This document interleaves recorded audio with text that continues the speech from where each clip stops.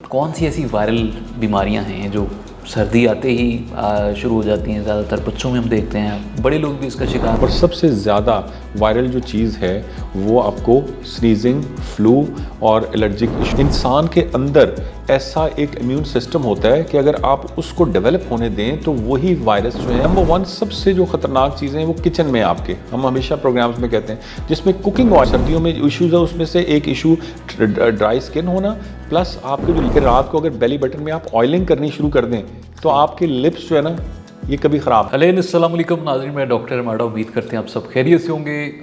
QAS health में आपको खुशामदीद कहते हैं। आज पर्सनालिटी हमारे साथ मौजूद हैं डॉक्टर इजहार ख़ान, जो कि MD हैं और अल्टरनेटिव मेडिसिन में एक्सपर्टीज़ रखते हैं। बात करने जा रहे हैं कि जब सीज़न चेंज हो जाता है, जब जैसे अभी सर्दियाँ आ रही हैं और सर्दियाँ आने के बाद जनाब बहुत सारे जो सेहत के मसाइल हैं उनमें इजाफा होना शुरू हो जाता है। जिस तरह से हम देखते हैं एलर्जी हो जाती है, बहुत सारे लोगों को अस्थमा हो जाता है, और उसके साथ साथ फ्लू और भी बहुत सारी जो सीजनल बीमारियां हैं वो बढ़ना शुरू हो जाती हैं। तो इस पूरे मौजू को डिस्कस करने के लिए हमारे साथ मौजूद हैं डॉक्टर इजहार खान। अस्सलाम वालेकुम डॉक्टर साहब, डॉक्टर साहब, thank you very much, so nice. Doctor साहब थोड़ा सा बताएं कि कौन सी ऐसी वायरल बीमारियां हैं जो सर्दी आते ही शुरू हो जाती हैं? ज़्यादातर बच्चों में हम देखते हैं, बड़े लोग भी इसका शिकार हो जाते हैं। और जिस तरह के आजकल हमारा खाना पीना है या डाइट है, और डाइट के जो पैटर्न्स हैं बहुत सारे चेंज हो चुके हैं, और हमारा इम्यून सिस्टम उस तरह इफेक्टिव नहीं है जो क़ुव्वत मुदाफ़त अच्छी हो, ताकि बाहर आने वाले जो भी बीमारियां उनको कंट्रोल किया जा सके। तो क्या समझते हैं आप? डॉक्टर साहब आज बड़े इंपॉर्टेंट टॉपिक पे आपने हम डिस्कशन करने जा रहे हैं, क्योंकि बिल्कुल वेदर स्टार्ट हो रहा है। अब जब वेदर स्टार्ट होता है तो ये सारी इश्यूज़ जो है ना, सबसे जो इम्पोर्टेंट है और सबसे ज़्यादा वायरल जो चीज़ है वो आपको स्नीजिंग, फ्लू और एलर्जिक इश्यूज़ आने शुरू हो जाते हैं। हर बंदा हाथ में रुमाल, टिशू पकड़े परेशान घूम रहा होता है और छींक रहा होता है। सुबह उठ के कई लोगों को तो इतनी ज़्यादा स्नीजिंग होती है, इतनी ज़्यादा कि वो कई मिनट तक वो यही काम करते रहते हैं, और दिन में भी उनका अपना वर्किंग पैटर्न, चीज़ें सब इफ़ेक्ट होती है। बच्चे स्कूल में इफ़ेक्ट होते हैं, ठीक है, और इसके बहुत ज़्यादा साइड इफ़ेक्ट्स भी हैं। और ये आप देखें कि एक दफ़ा जो छींक मारी जाती है तो तकरीबन 12 फीट तक उसके वायरस जाता है। 12 फीट? जी जी, ठीक है। बढ़िया तो इसमें जो घर में बैठे हुए हम लोग इस चीज़ का भी एहसास नहीं करते। तो ये चूँकि लाइक वायरल चीज़ है, एक से दूसरे को लग सकता है। अच्छा, दूसरी जो सबसे इम्पोर्टेंट हम बात करना चाहते हैं वो ये है कि हम कहते हैं कि हमें नाक से पानी बहना शुरू हुआ, छींकें आनी शुरू, हम कहते हैं हमें फ्लू हो गया। अब डॉक्टर्स भी आमतौर पे जो होते हैं वो यही होते हैं जी, ज़ुकाम की दवाई दें, नज़ला ज़ुकाम हो गया दवाई दे दें। उन्होंने एक पेट फार्मूला बनाया होता है, वो 5-7 गोलियाँ, ठीक है, या एंटीबायोटिक्स है, वो देते हैं, ठीक है। फ्लू के बारे में कहते हैं कि जी जनरली कि अगर आप इसकी मेडिसिन लेंगे तो 1 हफ्ते में ठीक हो जाएगा, तो अगर आप मेडिसिन नहीं लेंगे तो इसको 7 दिन लगेंगे, ठीक है। तो आप देखिए कि इसका मतलब ये है कि इसकी मेडिसिन लेने की ज़रूरत नहीं है।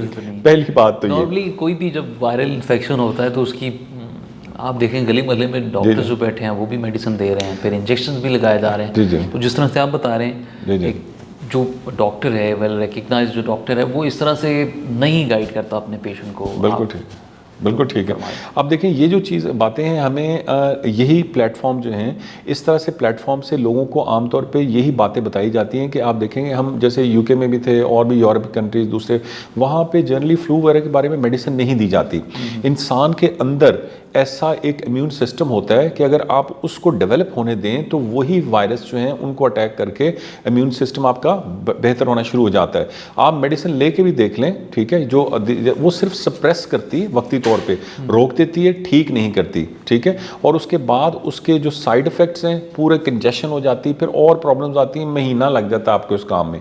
तो अगर आप मेडिसिन ना लें तो आपके लिए ज़्यादा बेहतर है, नंबर 1। दूसरी जो सबसे इंपॉर्टेंट बात है वो ये है कि आमतौर पर फ्लू और एलर्जी में किसी को डिफरेंस ही नहीं पता। माशाल्लाह डॉक्टर्स को खुद नहीं पता होता कि ये भाई एलर्जिक इशू है या फ्लू है, ठीक है। अब इसमें जब एलर्जी का इशू होता है उसमें आपने देखना होता है कि आपको किस चीज़ से एलर्जी तो नहीं। फॉर एग्जांपल डस्ट एलर्जी है, आपको ठंड लग गई, ठंडी हवा लगी, उससे एलर्जी है, किसी और चीज़ से एलर्जी है, ठीक है। तो आपने अगर वो डिफ़ाइन कर लें तो बेसिकली आपने एलर्जिक इश्यूज़ का ट्रीटमेंट करना है। एलर्जिक रिनाइटिस, ठीक है। तो उसकी वजह से एलर्जी का अगर आप ट्रीटमेंट करेंगे तो वो फ्लू वगैरह खुद ही ठीक हो जाएगा, ठीक है। अब इसके लिए हम लोग ये अवेयरनेस देना चाह रहे हैं कि लोगों को ये पता हो कि नंबर 1 जो चीज़ है वो आप बच्चों को ख़ास तौर पे और बड़े सब अपने इम्यून सिस्टम को बढ़ाएं। इस प्लेटफॉर्म इम्यून सिस्टम को किस तरह से जी बूस्ट किया डॉक्टर जा साहब, सकता है, जब बिकॉज बहुत सारे लोग मसाइल का शिकार हैं जी जी और हम इस थायरोइड बीमारी जी हम इसी चीज़ को आज इसी प्लेटफॉर्म से बात करेंगे कि इम्यून सिस्टम को अगर आप अपना बेहतर कर लें, जिसमें हम आज आपको टिप्स भी देंगे जो घर में बगैर मेडिसिन होएंगी, ठीक है, अगर उनको आप बेहतर करना शुरू कर दें अभी से, ठीक है, बच्चों में भी खुद भी, तो आप अंदाज़ा करेंगे कि तुम्हें 70-80% डिजीज़ से वैसे ही आप बच जाएंगे, ठीक है। तो इसकी अवेयरनेस बहुत ज़रूरी है। अब इसमें इम्यून सिस्टम कुछ चीज़ें ख़राब कौन सा करती हैं, पहले हम वो देख लें, उनसे अवॉइड कर लें, और फिर हम बताएंगे कि कैसे आप इम्यून सिस्टम अपना बेहतर कर सकते हैं, ठीक है। नंबर 1 सबसे जो खतरनाक चीज़ें हैं वो किचन में आपके, हम हमेशा प्रोग्राम्स में कहते हैं, जिसमें कुकिंग ऑयल जो है, रिफाइंड कुकिंग ऑयल, जो प्रोसेस्ड कुकिंग ऑयल है, वो आपके इम्यून सिस्टम को बहुत डिस्टर्ब करता है, अच्छा। ठीक है। उसको, और उसके बाद आपका जो मैदा यूज़ होता है, यानी आटा जो है ना, सफ़ेद आटा जो हम यूज़ करते हैं, वो बिल्कुल गलत है, आपके डाइजेस्टिव सिस्टम को डाउन करता है, गट हेल्थ को ख़राब करता है, ठीक है, इम्यून सिस्टम को लो करता है। इसी तरह से वाइट शुगर, ठीक है, ये जो चीज़ें हैं ये आपके इम्यून सिस्टम को लो करती हैं, नंबर 1। उसके बाद हम फिजिकल एक्सर्शन बिल्कुल नहीं करते, हम ना तो पैदल चलते हैं, ना कोई एक्सरसाइज करते हैं, ना कोई योगा करते हैं, हम बिल्कुल बिल्कुल आरामदेह ज़िंदगी गुजारते हैं। पहले एसी में रहे, अब हमने हीटर चला लेने, ठीक है, और उसी में हम लोग इनटेक इतना ज़्यादा करना शुरू कर देते हैं कि जिसमें आई थिंक ओवर बर्डन हो जाता है और डाइजेशन नहीं होती, ठीक है। तो एक तो ये कि हमें पता होना चाहिए कि हम अपनी डाइट में क्या क्या चीज़ें ना लें, उनका रिप्लेसमेंट हम पिछले प्रोग्राम में बताया था कि जो ऑयल है इसकी जगह पे अगर आप अफोर्ड कर सकते हैं तो देसी घी थोड़ा इस्तेमाल कर लें। इवन पानी में खाना बन सकता है, ज़रूरी नहीं है कि आप गरीब हैं तो आप देसी घी नहीं इस्तेमाल कर सकते, आप पानी में कर लें। अब पानी तो आप अफोर्ड कर ही सकते हैं। इसको देखें, वाटर कुकिंग, ठीक है, इसका कॉन्सेप्ट को लेके आएँ। और अगर आपने करना भी है तो ऑयल जो है, सरसों का ऑयल, कनोला ऑयल जो कि देसी हो, आप खुद निकलवाएं, वो भी इतना महंगा नहीं, बिल्कुल नॉर्मल है।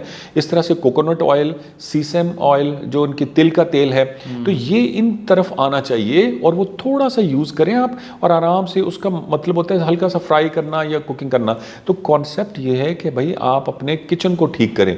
इसी तरह से जो आप गंदम का आटा यूज़ करते हैं उसमें जो फाइबर है वो आप बिल्कुल ना निकलवाएं, वही सबसे इंपॉर्टेंट है। फाइबर नहीं होगी तो आपकी गट हेल्थ बेहतर नहीं होगी, ठीक है। उसको पूरे का पूरा आपको लेके चलें। और दूसरे ये कॉन्सेप्ट है कि अगर आप उसमें कोई वेजिटेबल्स डाल लें, बच्चों को अगर देना हो तो क्रश करके आप कद्दूकश करके वेजिटेबल्स डालें और उसमें हल्का सा लाइक देसी घी लगा के फ्राई पैन में, तो इसको चीला कहते हैं। तो अगर आप वो बनाएं तो बच्चे शौक से खाते हैं, तो ये एक ज़बरदस्त चीज़ होती है।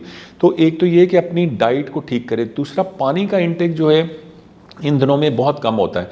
आजकल जो है अभी तक फ्रिज का पानी चल रहा है। अब ये सबसे बड़ा इशू है एलर्जिक प्रॉब्लम्स को कैरी करने का। फ्रिज के पानी को अब खुदा के लिए बंद कर दें और आप घड़े का पानी इस्तेमाल कर सकते हैं। अगर आपको नॉर्मल पानी, तो वो थोड़ा सा ठंडा और बेहतर होता है और बहुत नॉर्मल लगता है, ठीक है। तो ये तीनों चीज़ें जो मैंने किचन से कही हैं वो रिप्लेस करें, पानी को रिप्लेस करें, ठीक है। और इसके बाद हम आते हैं कि अब क्या करें तो इम्यून सिस्टम बढ़ सकता है। जी, उस पर बताएं। अच्छा, उसमें डॉक्टर साहब ये है कि उसमें सबसे पहले है कि पानी का इंटेक आप पूरा रखें, ठीक है। पानी आजकल अगर आप लुकवॉर्म वाटर थोड़ा सा लेना शुरू कर दें मॉर्निंग में, सुबह आप अगर हनी 1 चम्मच 2 चम्मच आप पानी में लेके 2 गिलास जो है पानी के, वो कम से कम उठ के सबसे पहले हमें लेना चाहिए। और उसमें हनी ज़रूर डाल लें, बच्चों को भी पिलाएं पानी में, ठीक है। और बच्चों को अगर आप करें तो बच्चे शौक से पिएंगे। ज़ाहिर है हनी एक ड्रिंक है बहुत ज़बरदस्त, तो उसको आप यूज़ करें, उससे डिटॉक्सिफिकेशन होएगी आपकी बॉडी की, ठीक है। और अगर आज उसमें आप लेमन भी यूज़ कर लें तो ये एक ज़बरदस्त डिटॉक्स ड्रिंक बन जाएगा, ठीक है। तो ये लाजमी तौर पे, और इससे इम्यून सिस्टम बढ़ेगा, आपको विटामिन सी मिलेगा, ठीक है। तो इससे आपकी ये एक बहुत आला ड्रिंक है। सुबह उठ के अगर आप हल्के गर्म पानी में या नॉर्मल पानी में भी आप 1 या 2 चम्मच शहद, थोड़ा सा लेमन निचोड़ के और उसको सिप करके आराम से पिएं। जितना ज़्यादा सिप लेंगे आपका जो मुंह में स्लेवा है वो जाएगा, आपका डाइजेस्टिव सिस्टम और गट हेल्थ के लिए बेहतरीन है। एकदम नहीं पीना, ठीक है। डॉक्टर साहब, अगर किसी को फ्लू हो जाता है, कोई भी बीमारी लग जाती है, तो उसकी हिफाजती तदबीर तो आपने बता दी, हो जाए तो फिर उसके बाद क्या हाल है उसका? मैं आपको बिल्कुल बताते हैं। हम कुछ चीज़ें हमने बताई जो सेफ था, अब हम उसी तरफ आ रहे हैं। एक तो सबसे पहले ये रेगुलर लेना शुरू कर दें, ठीक है। इम्यूनिटी सिस्टम बढ़ाने के लिए ड्रिंक हो गया। उसके बाद रात को जो है लाजमी तौर पे तमाम घर वाले और बच्चे ख़ास तौर पे, ठीक है, उनको लाजमी तौर पे आप उनके बेली बटन जो है, ठीक है, जब हम माँ के पेट में थे तो यहाँ से हमें अल्लाह ताला खुराक देते थे, ठीक है, हमने इस रास्ते को बंद कर दिया, तो ये आपकी ड्राइनेस ख़त्म करने का बेहतरीन ज़रिया है। आप हैरान होंगे कि आप अगर जो सर्दियों में इश्यूज़ है उसमें से एक इशू ड्राई स्किन होना, प्लस आपके जो लिप्स है ये बिल्कुल ड्राई होकर फटना शुरू हो जाते हैं। आप इसको आजमा के देखें घर में कि रात को अगर बेली बटन में आप ऑयलिंग करनी शुरू कर दें तो आपके लिप्स जो है ना ये कभी ख़राब नहीं होंगे। अच्छा। और आपकी स्किन जो है ये ज़बरदस्त ग्लो करना शुरू कर देगी। Belly button yes, belly button कौन में सा ऑयल होना चाहिए? देखिए ऑयल कोई भी लगाएं, आप सरसों का लगा लें, ऑलिव लगा लें, कोकोनट लगा लें, कोई भी ऑयल लगाएं, ठीक है। तो ऑयलिंग करें, ऑयलिंग इंतहाई इंपॉर्टेंट चीज़ है। एक तो आप हैरान हो जाएंगे, आपको कोई लिप बाम नहीं लगाना पड़ेगा, आपकी स्किन ज़बरदस्त हो जाएगी, डिहाइड्रेटेड ना हो, पानी पिएं पूरा और ये बेली बटन में ऑयलिंग करें। दूसरा, जब भी आजकल बच्चों को स्कूल भेजना शुरू करना है पेरेंट्स ने, तो मदर्स को ख्याल रखना चाहिए उनके जो भी बाहर जाए, घर में भी आप हों तो अपने नेस्टल्स में, अपने जो नाक हैं उनके अंदर ऑयलिंग करें, ठीक है। एक ऑयल लिया, ठीक है, उसमें कर लिया। और अगर आपने स्टे करना है, वो स्टे अगर नहीं होता तो उसमें आप वेजलीन लगा सकते हैं, सिंपल वेजलीन, यानी उसको वेट रखना है। जब आप सांस लेंगे तो आपको, ये बहुत अच्छी टिप्स हैं, ये अगर अभी से यूज़ करना शुरू कर देंगे तो आप वैसे डिजीज़ से बच जाएंगे, एक चीज़। दूसरा, ड्रिंक मैंने एक पहले बताई, दूसरी जो ड्रिंक है वो हम भूल गए, जो कि बहुत ही आला है, जो बड़ों को भी, छोटों को, बच्चों को, सबको यूज़ करना चाहिए, वो है यखनी। हमने अपनी ज़िंदगियों से निकाल दी, ठीक है। यखनी जो है वो किसी भी चीज़ हो सकती है। आई पर्सनली एडवाइस के ब्रायलर की ना यूज़ करें, ठीक है। आप यखनी के लिए को बहुत ज़्यादा मीट नहीं चाहिए होता है, आप एक पीस से भी यखनी बना सकते हैं, ठीक है।